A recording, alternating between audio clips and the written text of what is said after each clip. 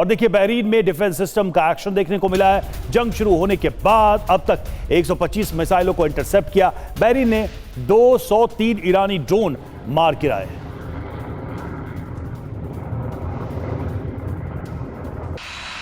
और एक और बड़ी खबर दक्षिण लेबनान से, जहां पर आईडीएफ ने बड़ा एक्शन लिया है। हिजबुल्लाह के ठिकाने पर बमबारी की, हमले में हिजबुल्लाह के कई लड़ाके मारे गए। ये देखिए आप।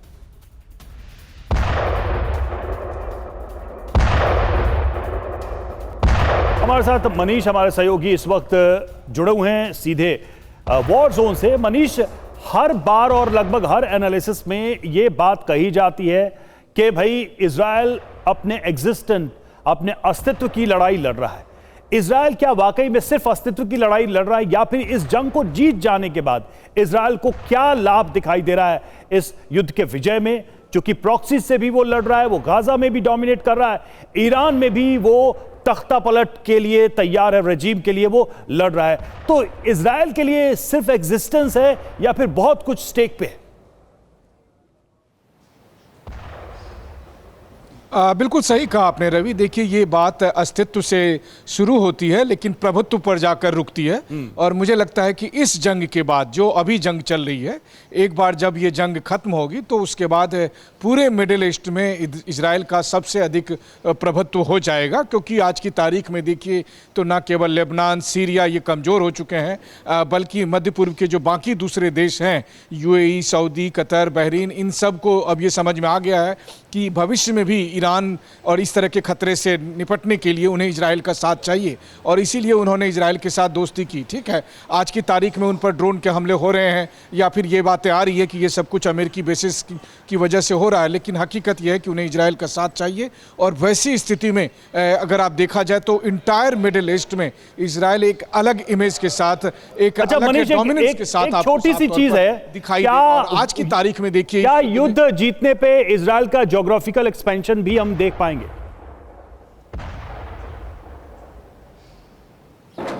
देखिए, ये एक बहुत ही दिलचस्प बात है। लोग ग्रेटर इजराइल की बात करते हैं। इतिहास गवाह है कि हर युद्ध के बाद इजराइल की टेरिटरी बढ़ती ही गिर रही है। और बल्कि गाजा युद्ध के बाद भी देखिए, आज की तारीख में गाजा पर फिजिकल कंट्रोल किसका है?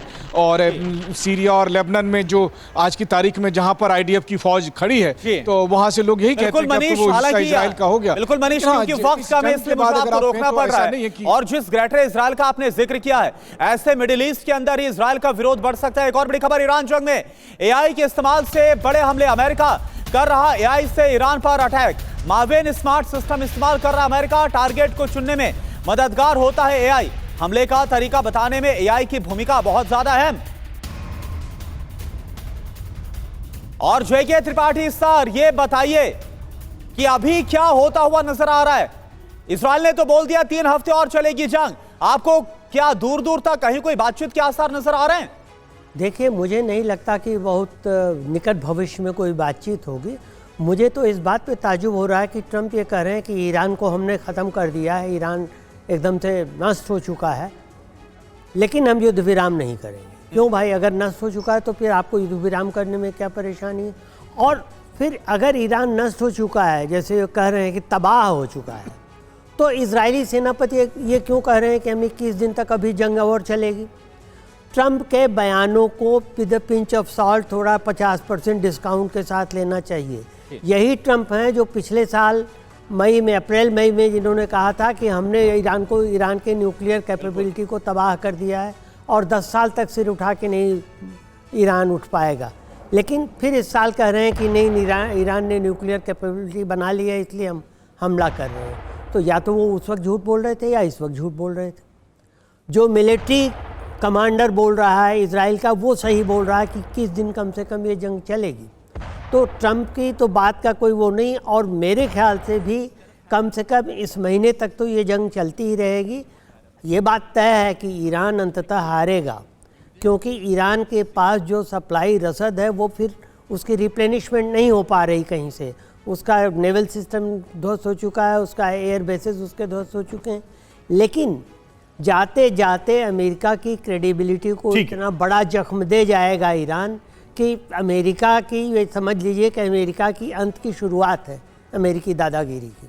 बिल्कुल, ये चीज तो है ही, और इतना एंगेजमेंट अमेरिका ने सोचा भी नहीं था। अभी तो जंग चल रही है, कितनी लंबी जाएगी ये इस वक्त कहना मुश्किल ही है।